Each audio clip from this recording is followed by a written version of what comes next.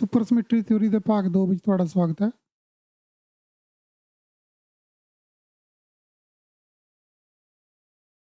ਅੱਜ ਅਸੀਂ 2 ਟੌਪਿਕ ਪੜ੍ਹਾਂਗੇ, 2 ਪਾਈ ਦੀ ਰੋਟੇਸ਼ਨ ਤੇ ਸੁਪਰ ਸਾਥੀ ਕਣ।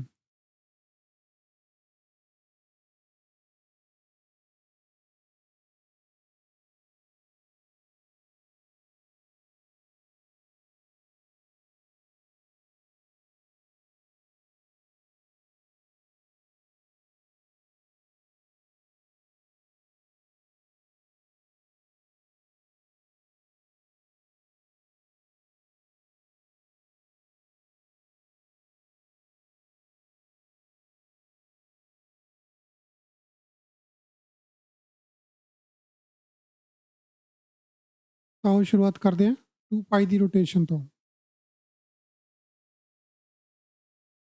ਸੁਪਰ ਸਮਿਟਰੀ ਦਾ ਵਾਸਤਾ ਫਰਮੀਓਨਾਂ ਅਤੇ ਬੋਸੋਨਾਂ ਦਰਮਿਆਨ ਸੰਬੰਧਾਂ ਅਤੇ ਸਮਿਟਰੀਆਂ ਦੇ ਨਾਲ ਹੁੰਦਾ ਹੈ। ਇਸ ਲਈ ਸੁਪਰ ਸਮਿਟਰੀ ਬਾਰੇ ਗੱਲ ਕਰਨ ਤੋਂ ਪਹਿਲਾਂ ਸਾਨੂੰ ਫਰਮੀਓਨਾਂ ਅਤੇ ਬੋਸੋਨਾਂ ਦੇ ਬਾਰੇ ਗੱਲ ਕਰਨੀ ਚਾਹੀਦੀ ਹੈ। ਪਹਿਲਾਂ ਤੁਹਾਨੂੰ ਫਰਮੀਓਨਾਂ ਬਾਰੇ ਕੁਝ ਅਜੀਬ ਤੇ ਬੇਮੇਲ ਤੱਥਾਂ ਬਾਰੇ ਦੱਸਦਾ ਹਾਂ। ਆਓ ਇਸ ਤੋਂ ਵੀ ਪਹਿਲਾਂ ਸਪੇਸ ਅੰਦਰ ਰੋਟੇਸ਼ਨਾਂ ਦੇ ਬਾਰੇ ਜਾਣੀਏ।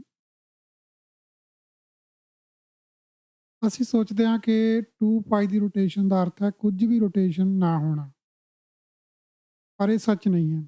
ਯਾਨੀ ਕਿ ਅਗਰ ਕਿਸੇ ਚੀਜ਼ ਨੂੰ 360 ਡਿਗਰੀ ਤੱਕ ਘੁਮਾਉਂਦੇ ਹਾਂ ਤਾਂ ਉਸ ਦਾ ਮਤਲਬ ਰੋਟੇਸ਼ਨ ਨਾ ਹੋਣ ਦਾ ਮਤਲਬ ਬਰਾਬਰ ਹੀ ਹੋ ਜਾਂਦਾ। ਤੇ ਉਹ ਉੱਥੇ ਹੀ ਘੁੰਮ ਕੇ ਦੁਬਾਰਾ ਐਂਗਲ ਹੈ ਵਾਪਸ ਆ ਜਾਂਦਾ, ਪਰ ਇਹ ਸੱਚ ਨਹੀਂ ਹੈ। ਸਪੇਸ ਅੰਦਰ ਰੋਟੇਸ਼ਨਾਂ ਬਾਬਤ ਇੱਕ ਟੋਪੋਲੋਜੀ ਥਿਊਰਮ ਹੈ। ਇੱਕ ਡੱਬਾ ਲਾਓ ਅਤੇ ਇਸ ਦੇ ਵਿੱਚ ਕਿਸੇ ਗੇਂਦ ਨੂੰ ਰੱਸੀਆਂ ਦੇ ਨਾਲ ਬੰਨ੍ਹ ਦਿਓ।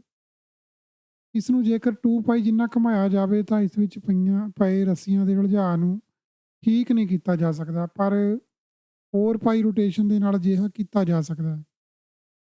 ਇੱਥੇ ਇੱਕ ਵੀਡੀਓ ਛੋਟੀ ਜਿਹੀ ਇੱਥੋਂ ਤੁਸੀਂ ਸਮਝ ਸਕਦੇ ਆ ਕਿ ਕੀ ਕਿਹਾ ਗਿਆ ਹੈ ਕਿ 2 ਪਾਈ ਜਿੰਨਾ ਘੁਮਾਉਣ ਦਾ ਕੀ ਮਤਲਬ ਹੈ ਤੇ 4 ਪਾਈ ਜਿੰਨਾ ਘੁਮਾਉਣ ਦਾ ਕੀ ਮਤਲਬ ਹੈ। ਅਗਲੇ ਪੇਜ ਤੇ ਆਪਾਂ ਥੋੜੀ ਇਸ ਵੀਡੀਓ ਨੂੰ ਥੋੜਾ ਵੱਡੇ 'ਚ ਦੇਖਦੇ ਹਾਂ ਤੇ ਥੋੜੀ ਦੇਰ ਮੈਂ ਇਸ ਵੀਡੀਓ ਨੂੰ ਰੋਕ ਕੇ ਵੀ ਰੱਖਾਂਗਾ। ਤਾਂ ਟੋਪੋਲੋਜੀਕਲ ਥਿਊਰਮ ਦੇ ਮੁਤਾਬਕ 2 ਪਾਈ ਦੀ ਰੋਟੇਸ਼ਨ 0 ਰੋਟੇਸ਼ਨ ਦੇ ਬਰਾਬਰ ਨਹੀਂ ਹੁੰਦੀ, ਪਰ 4 ਪਾਈ ਦੀ ਰੋਟੇਸ਼ਨ 0 ਰੋਟੇਸ਼ਨ ਦੇ ਬਰਾਬਰ ਹੁੰਦੀ ਹੈ, ਜੋ ਸਮਝਣ ਦੇ ਲਈ ਜਰਾ ਟੇਢੀ ਗੱਲ ਹੈ। ਤਾਂ ਇੱਥੇ ਤੁਸੀਂ ਦੇਖ ਸਕਦੇ ਆ ਕਿ ਕੀ ਚੱਕਰ ਹੈ। ਇੱਕ ਜੋ ਪਾਰਟੀਕਲ ਹੈ ਇੱਥੇ ਇੱਕ ਤਰ੍ਹਾਂ ਦਾ ਚੌਰਸ ਦਿਖਾਇਆ ਗਿਆ, ਇਸ ਨੂੰ ਥੱਲੇ ਤੇ ਉੱਪਰ ਤੋਂ ਬੰਨਿਆ ਗਿਆ ਤੇ ਇਸ ਦੇ ਵਿੱਚ 2 ਸਾਈਡਾਂ ਤੋਂ ਇੱਧਰੋਂ ਤੇ ਜਿਵੇਂ ਇਹ ਆਪਣੇ ਸਾਹਮਣੇ ਅੱਗੇ ਪਿੱਛੇ ਤੇ ਖੱਬੇ ਸੱਜੇ ਪਾਸੇ ਵਾਲੀ ਦਿਸ਼ਾ ਹੁੰਦੀ ਹੈ, ਤੇ ਉਸ ਤਰ੍ਹਾਂ ਦੀਆਂ 6 ਦਿਸ਼ਾਵਾਂ ਨੇ, ਉੱਪਰ ਥੱਲੇ ਵਾਲੀ, ਖੱਬੇ ਸੱਜੇ ਵਾਲੀ ਤੇ ਸਾਹਮਣੇ ਤੇ ਪਿੱਛੇ ਵਾਲੀ। ਇੱਧਰ ਇਹ ਸਾਹਮਣੇ ਵਾਲੀ ਦਿਸ਼ਾ ਹੈ ਤੇ ਇੱਧਰ ਆ ਪਿੱਛੇ ਵਾਲੀ, ਇੱਧਰ ਇਹ ਖੱਬੇ ਵਾਲੀ ਦਿਸ਼ਾ ਤੇ ਆ ਸੱਜੇ ਵਾਲੀ। ਤਾਂ ਇਸ ਨੂੰ ਖੱਬੇ ਸੱਜੇ ਤੇ ਸਾਹਮਣੇ ਪਿੱਛੇ ਵਾਲੀ ਨੂੰ ਉਲਟਾ ਕੇ ਵੀ ਸਮਝ ਸਕਦੇ ਹਾਂ। ਤਾਂ ਇੱਥੇ ਇਸ ਦੇ ਵਿੱਚ ਤੁਸੀਂ ਦੇਖ ਸਕਦੇ ਆ ਕਿ ਦੁਬਾਰਾ ਉਹੀ ਐਂਗਲ ਤੱਕ ਵਾਪਸ ਆਉਣ ਦੇ ਲਈ ਇਸ ਨੂੰ 2 ਵਾਰੀ ਘੁੰਮਣਾ ਪੈਂਦਾ। ਜਿਵੇਂ ਇੱਥੇ ਤੁਸੀਂ ਇੱਕ ਉਸ 'ਤੇ ਨਿਗਾਹ ਰੱਖੋ, ਜਿਵੇਂ ਸਪੋਜ਼ ਕਰੋ ਆਹ ਹਰੇ ਵਾਲੇ 'ਤੇ ਆਪਾਂ ਨਿਗਾਹ ਰੱਖਦੇ ਹਾਂ, ਤਾਂ ਹਰੇ ਵਾਲਾ ਇੱਥੇ ਇੱਕ ਚੱਕਰ ਲਗਾਇਆ ਇਸਨੇ ਤੇ ਹੁਣ 2 ਚੱਕਰ ਲਗਾਏ। 2 ਚੱਕਰ ਲਗਾਉਣ ਤੋਂ ਬਾਅਦ ਹੀ ਵਾਪਸ ਆਉਂਦਾ ਹੈ। ਤਾਂ ਇੱਕ ਵਾਰੀ ਉਹ ਉੱਪਰ ਨੂੰ ਘੁੰਮਦਾ, ਇੱਕ ਵਾਰੀ ਥੱਲੇ ਨੂੰ ਘੁੰਮਦਾ। ਲੇਕਿਨ ਉੱਪਰ ਥੱਲੇ ਵਾਲੇ ਜਿਹੜੇ ਐਕਸਿਸ ਹੈ ਉਹ ਰੋਟੇਸ਼ਨ ਦੇ ਵੇਲੇ ਫਿਕਸ ਰਹਿੰਦੇ ਨੇ, ਲੇਕਿਨ ਜੋ ਸਾਈਡਾਂ ਵਾਲੀ ਰੋਟੇਸ਼ਨ ਹੈ ਉਹ 2 ਚੱਕਰ ਲਾ ਕੇ ਹੀ ਪੂਰੀ ਹੁੰਦੀ ਹੈ ਇੱਥੇ। ਤਾਂ ਇਹ ਕਹਿਣ ਦਾ ਇਹ ਮਤਲਬ ਹੈ ਇੱਥੇ ਥੋੜ੍ਹਾ ਇਹ ਟੋਪੋਲੋਜੀਕਲ ਥਿਊਰਮ ਦੇ ਮੁਤਾਬਕ ਹੈ, ਪਰ ਇੱਥੇ ਇਸਦਾ ਵਿਜ਼ੂਅਲਾਈਜੇਸ਼ਨ ਇਸ ਤਰੀਕੇ ਨਾਲ ਕੀਤੀ ਜਾ ਸਕਦੀ ਹੈ। ਤੇ ਮੈਂ ਅਗਲੇ ਪੇਜ 'ਤੇ ਚੱਲਦਾ। ਅਗਰ ਤੁਹਾਨੂੰ ਚਾਹੀਦਾ ਕਿ ਹੋਰ ਇਸ ਨੂੰ ਦੇਖਣਾ ਤਾਂ ਤੁਸੀਂ ਵੀਡੀਓ ਨੂੰ ਬੈਕ ਕਰਕੇ ਦੁਬਾਰਾ ਦੇਖ ਸਕਦੇ ਹਾਂ। ਆਓ ਹੁਣ ਕਣਾਂ ਦੇ ਵੇਵ ਫੰਕਸ਼ਨ ਦੀਆਂ ਵਿਸ਼ੇਸ਼ਤਾਵਾਂ ਦੀ ਗੱਲ ਕਰਦੇ ਹਾਂ ਅਤੇ ਸਰਲ ਤੌਰ ਤੇ ਉਹਨਾਂ ਦੇ ਸਪਿਨ ਦੇ ਬਾਰੇ ਸੋਚਦੇ ਹਾਂ। ਕਿਸੇ ਕਣ ਦੀ ਪੋਜੀਸ਼ਨ ਦੇ ਬਾਰੇ ਕਣ ਦਾ ਸਪਿਨ ਮਹੱਤਵਪੂਰਨ ਹੁੰਦਾ, ਜੋ ਕਿ ਇੱਕ ਕੁਆਂਟਮ ਅਵਸਥਾ ਰਾਹੀਂ ਦਰਸਾਇਆ ਜਾਂਦਾ, ਜਿਸ ਨੂੰ ਅਸੀਂ ਐਸ ਕੱਟ ਕਹਿ ਸਕਦੇ ਹਾਂ, ਸਪਿਨ ਦੀ ਅਵਸਥਾ। ਤੇ ਫਰਮੀਓਨਾਂ ਦੇ ਲਈ ਇਹ ਅੰਕ ਅੱਧਾ ਅੰਕ ਵਾਲਾ ਹੁੰਦਾ ਅਤੇ ਬੋਸੋਨਾਂ ਦੇ ਲਈ ਪੂਰਨ ਅੰਕ ਵਾਲਾ ਹੁੰਦਾ। ਹੁਣ ਸਵਾਲ ਇਹ ਹੈ ਕਿ ਕਿਸੇ ਕਣ ਦੀ ਅਵਸਥਾ ਦੇ ਨਾਲ ਕੀ ਵਾਪਰਦਾ ਜੇਕਰ ਤੁਸੀਂ ਕਿਸੇ ਕਣ ਨੂੰ 2 ਪਾਈ ਦੀ ਰੋਟੇਸ਼ਨ ਦਿੰਦੇ ਹੋ। ਤਾਂ ਜੀ 2 ਪਾਈ ਦੀ ਰੋਟੇਸ਼ਨ ਬਾਰੇ ਗੱਲ ਹੋਏਗੀ ਥੋੜ੍ਹੀ ਹੋਰ ਵਿਸਥਾਰ ਨਾਲ।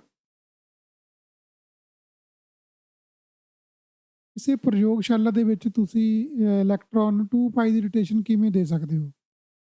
ਚੁੰਬਕੀ ਫੀਲਡ ਦੇ ਰਾਹੀਂ ਅਜਿਹਾ ਕੀਤਾ ਜਾ ਸਕਦਾ ਹੈ। ਤੁਸੀਂ ਮੈਗਨੈਟਿਕ ਫੀਲਡ ਨੂੰ 2 ਪਾਈ ਦੀ ਰੋਟੇਸ਼ਨ ਦਿਓ ਕਿ ਕਿਸੇ ਇਲੈਕਟ੍ਰੋਨ ਦੇ ਆਲੇ-ਦੁਆਲੇ ਜਿਹੜੀ ਮੈਗਨੈਟਿਕ ਫੀਲਡ ਹੈ, ਉਸੇ ਨੂੰ ਤੁਸੀਂ 360 ਡਿਗਰੀ ਤੱਕ ਘੁਮਾ ਕੇ ਦੇਖ ਸਕਦੇ ਹੋ ਕਿ ਕੀ ਫ਼ਰਕ ਪੈਂਦਾ ਹੈ। 2 ਪਾਈ ਦੀ ਰੋਟੇਸ਼ਨ ਦੇ ਨਾਲ ਕਣ ਦੇ ਸਪਿਨ ਨਾਲ ਕੀ ਵਾਪਰਦਾ ਹੈ? ਦਰਅਸਲ ਕੋਈ ਅਜਿਹਾ ਪ੍ਰਯੋਗ ਹੀ ਨਹੀਂ ਹੁੰਦਾ ਜੋ 2 ਪਾਈ ਦੀ ਰੋਟੇਸ਼ਨ ਨੂੰ ਡਿਟੈਕਟ ਕਰ ਸਕਦਾ ਹੋਵੇ। ਇਸ ਲਈ ਅਸੀਂ ਜੇ ਇਸ ਦੇ ਵੇਵ ਫੰਕਸ਼ਨ ਨੂੰ ਬਸ ਕਿਸੇ ਨੰਬਰ ਨਾਲ ਗੁਣਾ ਕਰ ਦਿੰਦੇ ਹਾਂ। ਇੱਕ ਸੰਭਾਵਨਾ ਹੈ ਕਿ ਤੁਸੀਂ ਇਸ ਨੂੰ 1 ਦੇ ਨਾਲ ਗੁਣਾ ਕੀਤੀ ਜਾ ਸਕਦੀ ਹੈ ਤੇ ਦੂਜੀ ਸੰਭਾਵਨਾ ਹੈ ਕਿ ਇਸ ਨੂੰ ਤੁਸੀਂ ਕਿਸੇ phase E raise to power I theta ਦੇ ਨਾਲ ਗੁਣਾ ਕਰ ਸਕਦੇ ਹੋ। E raise to power iota theta. ਪਰ ਜੇਕਰ ਅਸੀਂ ਇਸ ਨੂੰ 4 ਪਾਈ ਦੀ ਰੋਟੇਸ਼ਨ ਦਿੰਦੇ ਹਾਂ ਤਾਂ ਅਸੀਂ ਇਸ e raise to power iota theta ਦਾ ਸਕੇਅਰ ਕਰਦੇ ਹਾਂ। ਇਹ ਹੁਣ ਕੁਝ ਵੀ ਰੋਟੇਸ਼ਨ ਨਾ ਦੇਣ ਦੇ ਬਰਾਬਰ ਹੋਇਆ ਹੈ। ਤਾਂ ਜਦੋਂ ਇਸ ਨੂੰ 2 ਵਾਰੀ ਗੁਣਾ ਕੀਤੀ ਜਾਂਦੀ ਹੈ ਫੇਜ਼ ਦੇ ਨਾਲ, ਤਾਂ ਫਿਰ ਇਸ ਦਾ ਮਤਲਬ ਹੈ ਕਿ ਰੋਟੇਸ਼ਨ ਜਿਹੜੀ ਉਹ ਨਹੀਂ ਹੋਈ। ਇਹ ਕਿਉਂਕਿ ਇਸ ਦਾ ਜਿਹੜਾ ਸਕੇਅਰ ਹੈ ਉਹ ਐਗਜ਼ੈਕਟਲੀ ਉਸ ਨੂੰ ਬਿਨਾਂ ਕਿਸੇ ਰੋਟੇਸ਼ਨ ਵਾਲੀ ਸਥਿਤੀ ਤੱਕ ਪਹੁੰਚਾਏਗਾ। ਇਸ ਦਾ ਅਰਥ ਇਹ ਵੀ ਹੋਇਆ ਕਿ ਜਿਸ ਨੰਬਰ ਦੇ ਨਾਲ ਅਸੀਂ ਗੁਣਾ ਕਰ ਰਹੇ ਹਾਂ, ਉਹ 1 ਦਾ ਵਰਗਮੂਲ ਹੋਣਾ ਚਾਹੀਦਾ ਹੈ। ਯਾਨੀ ਕਿ +1 ਜਾਂ -1 ਹੋਣਾ ਚਾਹੀਦਾ ਹੈ। ਜਿਸ ਦੇ ਨਾਲ ਅਸੀਂ ਗੁਣਾ ਕਰਦੇ ਹਾਂ ਕਿਉਂਕਿ ਉਹ ਜਿਹੜਾ ਸਕੇਅਰ ਹੈ ਉਸਦਾ, ਉਹ ਰੋਟੇਸ਼ਨ ਨਾ ਦੇਣ ਦੇ ਬਰਾਬਰ ਹੁੰਦਾ ਹੈ। ਜਦੋਂ ਅਸੀਂ 2 ਫੇਜ਼ਾਂ ਦਾ ਗੁਣਾ ਕਰਦੇ ਹਾਂ, ਤਾਂ ਅਗਰ 1 ਦਾ ਵੀ ਅਸੀਂ ਗੁਣਾ ਕਰਦੇ ਹਾਂ ਤਾਂ ਉਹ ਜਾਂ +1 ਨਾਲ ਗੁਣਾ ਹੋ ਸਕਦੀ ਹੈ ਜਾਂ -1 ਦੇ ਨਾਲ, ਉਹ 1 ਦਾ ਵਰਗਮੂਲ ਹੋਣਾ ਚਾਹੀਦਾ ਹੈ।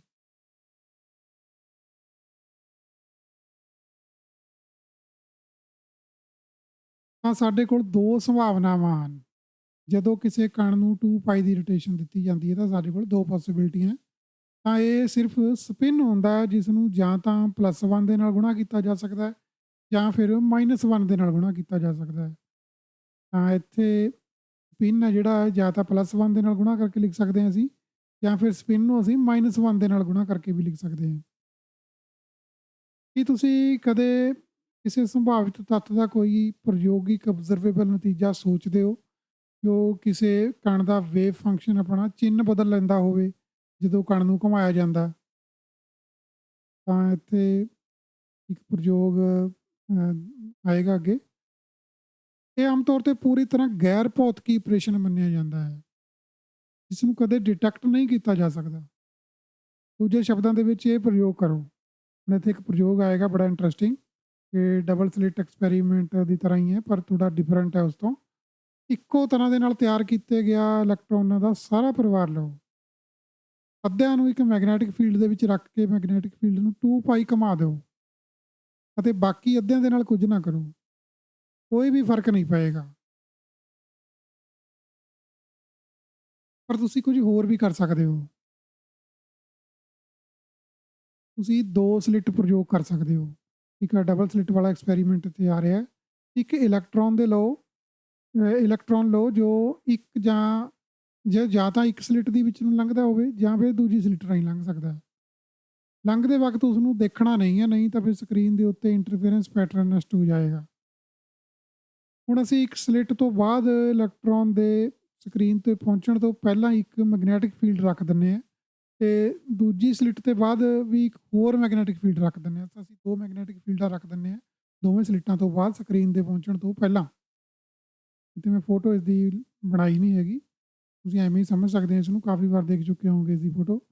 ਤੇ ਅਜੇ ਅਸੀਂ ਅਜੇ ਵੀ ਇੰਟਰਫੇਰੈਂਸ ਪੈਟਰਨ ਪ੍ਰਾਪਤ ਕਰ ਸਕਦੇ ਹਾਂ ਮੈਗਨੈਟਿਕ ਫੀਲਡਾਂ ਰੱਖਣ ਦੇ ਨਾਲ ਦੋਨੋਂ ਸਾਈਡ, ਲੇਕਿਨ ਅਜੇ ਮੈਗਨੈਟਿਕ ਫੀਲਡਾਂ ਨੂੰ ਦੋਨਾਂ ਨੂੰ ਕੁਝ ਨਹੀਂ ਕਰਨਾ। ਹੁਣ ਅਸੀਂ ਇੱਕ ਮੈਗਨੈਟਿਕ ਫੀਲਡ ਨੂੰ ਘੁਮਾ ਦਿੰਦੇ ਹਾਂ 2 ਪਾਈ ਜਿੰਨਾ, ਯਾਨੀ ਕਿ 360 ਡਿਗਰੀ ਤੇ ਘੁਮਾ ਦਿੰਦੇ ਹਾਂ, ਜਿਸ ਦੇ ਨਾਲ ਇਲੈਕਟ੍ਰੋਨ ਦਾ ਵੇਵ ਫੰਕਸ਼ਨ ਜਾਂ ਤਾਂ 1 ਦੇ ਨਾਲ ਗੁਣਾ ਹੋਏਗਾ ਜਾਂ ਫਿਰ -1 ਦੇ ਨਾਲ ਗੁਣਾ ਹੋ ਜਾਏਗਾ। ਪਰ ਦੂਜੀ ਸਲਿੱਟ ਦੇ ਨਾਲ ਸੰਬੰਧਿਤ ਮੈਗਨੈਟਿਕ ਫੀਲਡ ਨੂੰ ਬਿਲਕੁਲ ਨਹੀਂ ਘੁਮਾਉਂਦੇ। ਤਾਂ ਇੰਟਰਫੇਰੈਂਸ ਪੈਟਰਨ ਦਾ ਉੱਚਤਮ ਜਾਂ ਨਿਊਨਤਮ ਅੱਧੀ ਵੇਵਲੈਂਥ ਜਿੰਨਾ ਜਿਹੜਾ ਪੈਟਰਨ ਹੈ ਉਹ ਸ਼ਿਫਟ ਹੋ ਜਾਂਦਾ ਹੈ। ਤਾਂ ਇਹ ਇੱਕ ਵਾਸਤਵਿਕ ਵਰਤਾਰਾ ਹੈ ਜੋ ਇਸ ਚਿੰਨ੍ਹ ਨੂੰ ਬਦਲਣ ਨੂੰ ਡਿਟੈਕਟ ਕਰ ਸਕਦਾ ਹੈ। ਪਰ ਜੇਕਰ ਤੁਸੀਂ ਸਾਰੇ ਪ੍ਰਯੋਗ ਵਾਲੀਆਂ ਦੋਵੇਂ ਮੈਗਨੈਟਿਕ ਫੀਲਡਾਂ ਨੂੰ ਘੁਮਾਉਂਦੇ ਹੋ ਤਾਂ ਕੁਝ ਵੀ ਨਤੀਜਾ ਨਹੀਂ ਬਣੇਗਾ।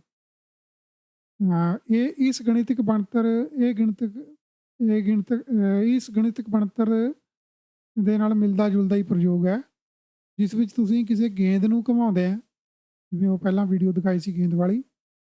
ਪਰ ਜੇਕਰ ਤੁਸੀਂ ਗੇਂਦ ਅਤੇ ਡੱਬੇ ਦੋਵਾਂ ਨੂੰ ਹੀ ਘੁਮਾਓ ਫਿਰ ਕੋਈ ਫਰਕ ਨਹੀਂ ਪੈਂਦਾ।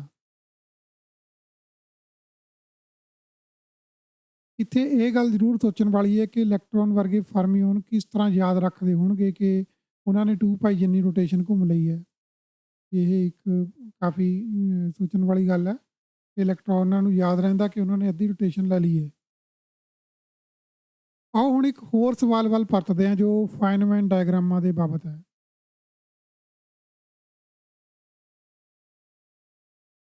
ਤਾਂ ਦੂਜਾ ਟੌਪਿਕ ਹੈ ਸਾਡਾ ਸੁਪਰ ਸਾਥੀ ਕਣ।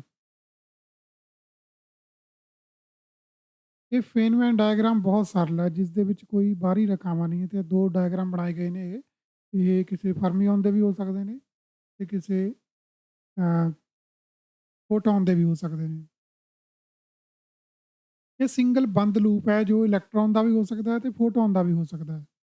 ਜੇਕਰ 0 ਐਂਪਲੀਟਿਊਡ ਦੇ ਨਾਲ ਸ਼ੁਰੂ ਕੀਤਾ ਜਾਂਦਾ ਹੈ ਤਾਂ ਕੁਝ ਵੀ ਨਹੀਂ ਪ੍ਰਾਪਤ ਹੁੰਦਾ, ਜਿਸ ਕਾਰਨ ਇਹ ਵੈਕਿਊਮ ਦਾ ਹਿੱਸਾ ਹੈ। ਯਾਨੀ ਕਿ ਇਹਨਾਂ ਨੂੰ ਖੋਜਿਆ ਨਹੀਂ ਜਾਂਦਾ ਤਾਂ ਇਹ ਵੈਕਿਊਮ ਹੀ ਰਹਿੰਦਾ ਤੇ ਇਹਨਾਂ ਦਾ ਇੱਕ ਮੁੱਲ ਹੁੰਦਾ ਹੈ ਜੋ ਵੈਕਿਊਮ એનર્ਜੀ ਦੇ ਵਿੱਚ ਯੋਗਦਾਨ ਹੁੰਦਾ ਹੈ। ਅਸੀਂ ਇਹ ਸ਼ੁੱਧਤਾ ਦੇ ਨਾਲ ਸਮਝਣ ਦਾ ਯਤਨ ਨਹੀਂ ਕਰਾਂਗੇ ਕਿ ਅਜਿਹਾ ਕਿਉਂ ਹੈ, ਪਰ ਇਹ ਜਾਣਾਂਗੇ ਕਿ ਇਹ ਵੈਕਿਊਮ ਦੀ એનર્ਜੀ ਨੂੰ ਸ਼ਿਫਟ ਕਰਦਾ ਹੈ। ਸਵਾਲ ਇਹ ਹੈ ਕਿ ਇਹ એનર્ਜੀ ਨੂੰ ਉੱਪਰ ਨੂੰ ਸ਼ਿਫਟ ਕਰਦਾ ਹੈ ਜਾਂ ਥੱਲੇ ਵੱਲ ਨੂੰ, ਯਾਨੀ ਕਿ એનર્ਜੀ ਨੂੰ ਵਧਾਉਂਦਾ ਹੈ ਜਾਂ ਘਟਾਉਂਦਾ ਹੈ। ਫਰਮੀਓਨ ਅਤੇ ਬੋਸਨ ਦੋਵਾਂ ਦੇ ਲਈ ਜਵਾਬ ਵੱਖਰਾ ਵੱਖਰਾ ਹੈ। ਫਰਮੀਓਨ ਦੇ ਡਾਇਗਰਾਮ ਦੇ ਲਈ ਚਿੰਨ੍ਹ ਦਾ ਪਤਾ ਕਰਦੇ ਹਾਂ ਪਹਿਲਾਂ। ਹੈਰਾਨੀ ਨਾਲ ਬਗੈਰ ਕੁਝ ਕੀਤੇ ਅਸੀਂ ਮਨ 'ਚ ਆਏ ਨਤੀਜੇ ਨੂੰ ਸਾਬਤ ਕਰ ਸਕਦੇ ਹਾਂ, ਜੋ ਹੁਣ ਇਹ ਦੱਸਿਆ ਜਾਵੇਗਾ ਕਿ ਕਿਵੇਂ। ਆਓ 2 ਲੂਪਾਂ ਦੇ ਨਾਲ ਸ਼ੁਰੂ ਕਰਦੇ ਹਾਂ ਜੋ ਇਸ ਦੇ ਐਨੀਲੇਸ਼ਨ ਤੋਂ ਤੁਰੰਤ ਬਾਅਦ ਪੈਦਾ ਹੋਏ ਕਣਾਂ ਦਾ ਇੱਕ ਜੋੜਾ ਹੁੰਦਾ ਹੈ, ਜਾਂ ਇਸੇ ਤਰ੍ਹਾਂ ਵੀ ਸੋਚਿਆ ਜਾ ਸਕਦਾ ਕਿ ਕੋਈ ਕਣ ਸਪੇਸ ਟਾਈਮ ਦੇ ਅੰਦਰ ਇੱਕ ਬੰਦ ਲੂਪ ਵਿੱਚ ਜਾ ਰਿਹਾ ਹੁੰਦਾ ਹੈ।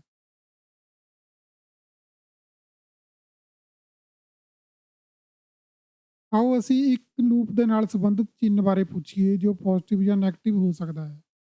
ਇਸ ਤਰ੍ਹਾਂ ਦੇ ਵੱਖਰੇ ਲੂਪਾਂ ਦੇ ਚਿੰਨ੍ਹਾਂ ਬਾਰੇ ਕੀ ਖਿਆਲ ਹੈ? 2 ਵੱਖਰੇ ਲੂਪਾਂ ਦੇ ਨਾਲ ਬਣਿਆ ਫਾਈਨਮੈਨ ਡਾਇਗਰਾਮ ਸਿਰਫ ਦੋਵੇਂ ਲੂਪਾਂ ਦੇ ਵੱਖਰੇ ਵੱਖਰੇ ਡਾਇਗਰਾਮਾਂ ਦਾ ਗੁਣਨਫਲ ਹੀ ਹੁੰਦਾ ਹੈ। ਜੇਕਰ ਇੱਕ ਲੂਪ ਦੇ ਲਈ ਚਿੰਨ੍ਹ ਪਲੱਸ ਹੋਵੇ ਤਾਂ 2 ਲੂਪਾਂ ਦੇ ਲਈ ਵੀ ਪਲੱਸ ਚਿੰਨ੍ਹ ਹੀ ਹੋਵੇਗਾ, ਪਰ ਜੇਕਰ ਇੱਕ ਲੂਪ ਦੇ ਲਈ ਮਾਈਨਸ ਚਿੰਨ੍ਹ ਹੋਵੇ ਫਿਰ ਤਾਂ ਵੀ ਦੋਵੇਂ ਲੂਪਾਂ ਦੇ ਲਈ ਪਲੱਸ ਚਿੰਨ੍ਹ ਹੀ ਹੋਵੇਗਾ, ਕਿਉਂਕਿ ਮਾਈਨਸ ਮਾਈਨਸ ਮਲਟੀਪਲਾਈ ਹੋ ਕੇ ਇਹ ਵੀ ਪਲੱਸ ਬਣ ਜਾਂਦੇ ਨੇ। ਤਾਂ ਇਸੇ ਤਰ੍ਹਾਂ ਵੱਖਰੇ ਲੂਪ ਹਮੇਸ਼ਾ ਪੋਜ਼ਿਟਿਵ ਨਤੀਜਾ ਹੀ ਦਿੰਦੇ ਨੇ, ਤਾਂ ਨਤੀਜਾ ਹਮੇਸ਼ਾ ਪੋਜ਼ਿਟਿਵ ਹੀ ਰਹਿੰਦਾ, ਚਾਹੇ ਉਹ ਵੱਖਰਾ ਵੱਖਰਾ ਉਹਨਾਂ ਦਾ ਮਾਈਨਸ ਵਾਲਾ ਹੋਵੇ ਚਾਹੇ ਪਲੱਸ ਵਾਲਾ ਹੋਵੇ। ਮੰਨ ਲਓ ਹੁਣ ਕਣ ਫਰਮੀਓਨ ਹਨ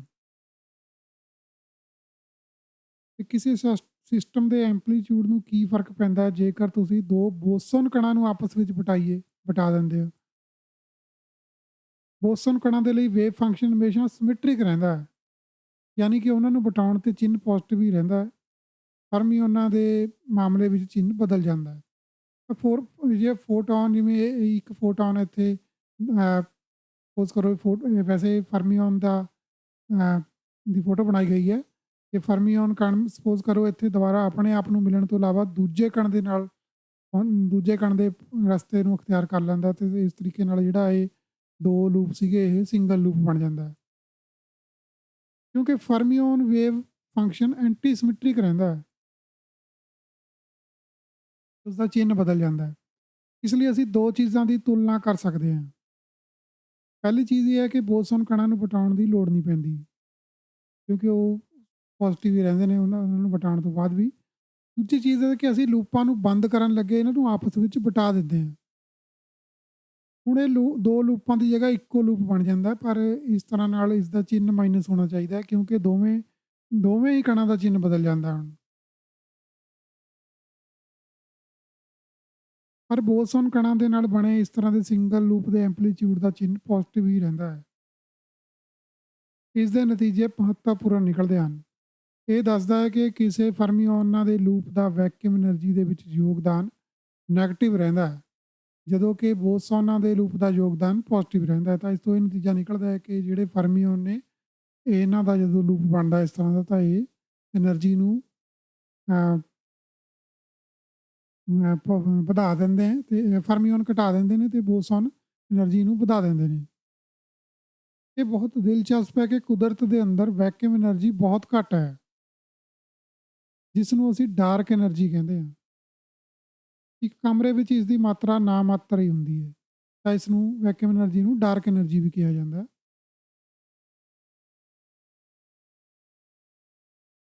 ਕੁਆਂਟਮ ਫੀਲਡ ਥਿਊਰੀ ਵਿੱਚ ਸਿੱਧੀ ਜਿਹੀ ਕੈਲਕੂਲੇਸ਼ਨ ਇਸ ਦਾ ਮੁੱਲ 10⁻123 ਗੁਣਾ ਜ਼ਿਆਦਾ ਦੱਸਦੀ ਹੈ।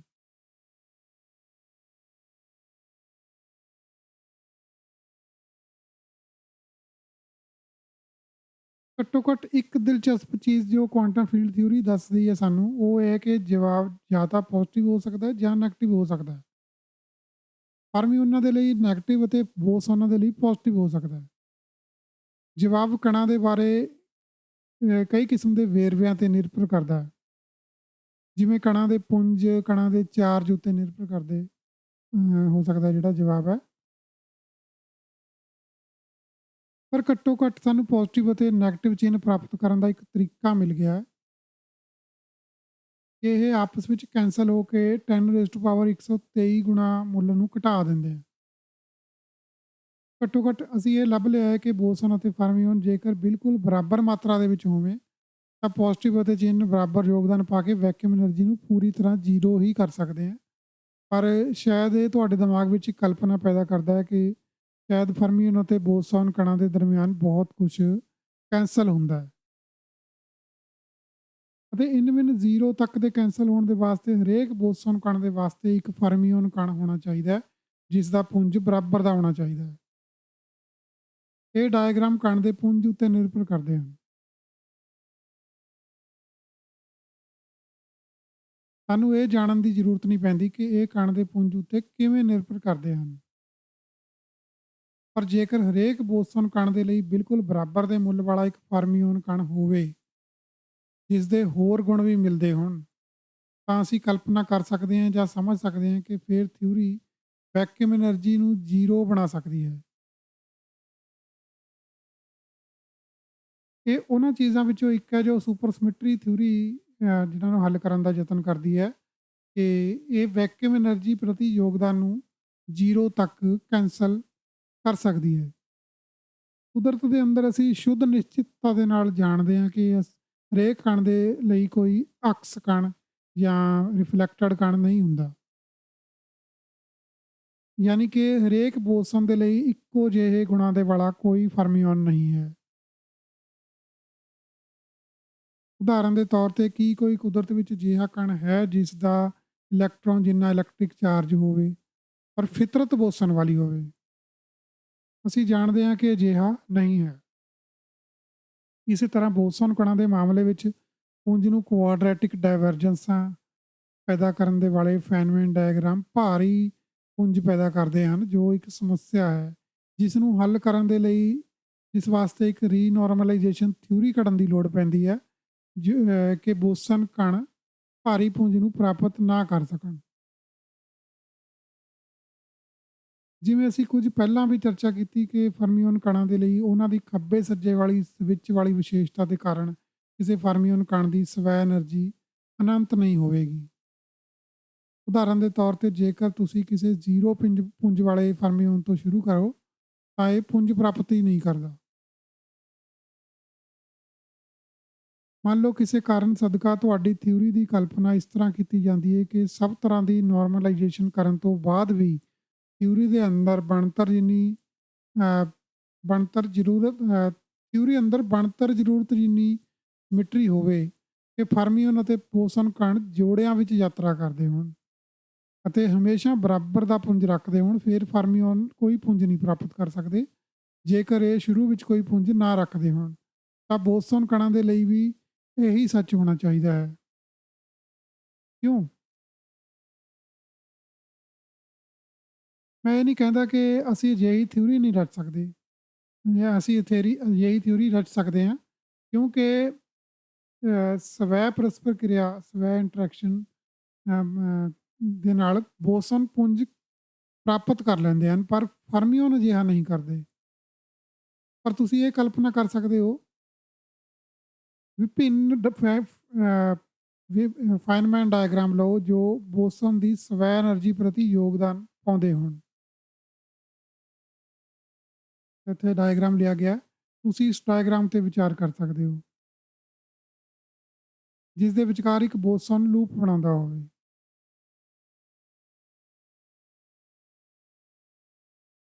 ਤੁਸੀਂ ਇੱਕ ਹੋਰ ਡਾਇਗਰਾਮ ਵੀ ਬਣਾ ਸਕਦੇ ਹੋ, ਜਿਸ ਦੇ ਵਿੱਚ ਇੱਕ ਬੋਸਨ ਦੇ ਵਿਚਾਲੇ ਇੱਕ ਫਰਮੀਓਨ ਲੂਪ ਬਣਾ ਕੇ ਭੱਜ ਰਿਹਾ ਹੋਵੇ।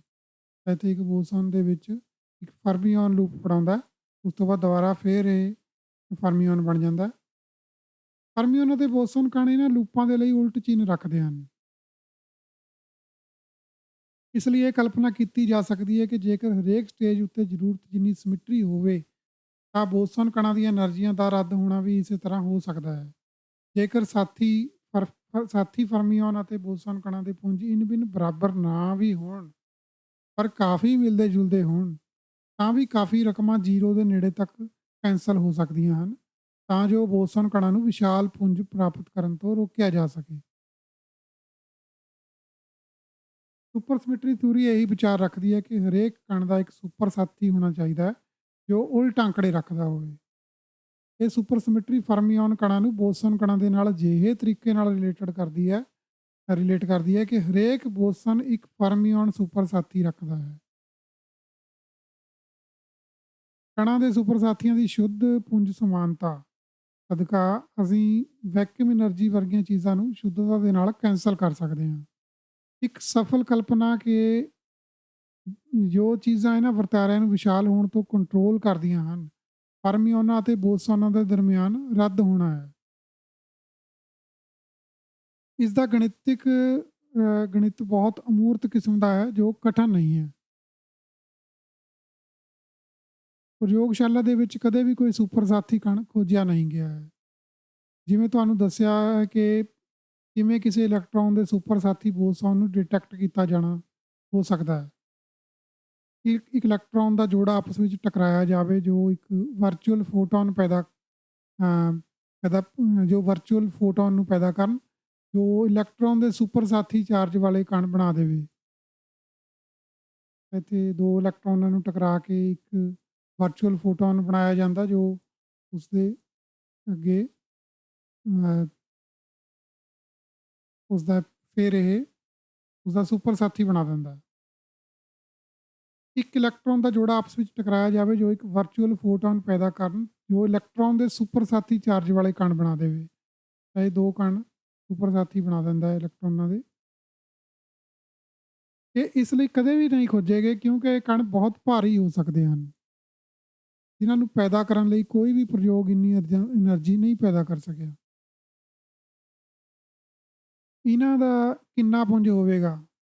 ਬੁਨਿਆਦੀ ਤੌਰ ਤੇ ਡਿਟੈਕਟ ਹੋਣ ਦੀ ਯੋਗਤਾ ਤੋਂ ਪਰੇ ਦੇ ਕਿਨਾਰੇ ਵਾਲਾ ਪੁੰਜ ਹੋਵੇਗਾ, ਯਾਨੀ ਕਿ ਪ੍ਰੋਟੋਨ ਦੇ ਪੁੰਜ ਤੋਂ ਸੈਂਕੜੇ GeV ਜ਼ਿਆਦਾ ਪੁੰਜ ਹੋਵੇਗਾ।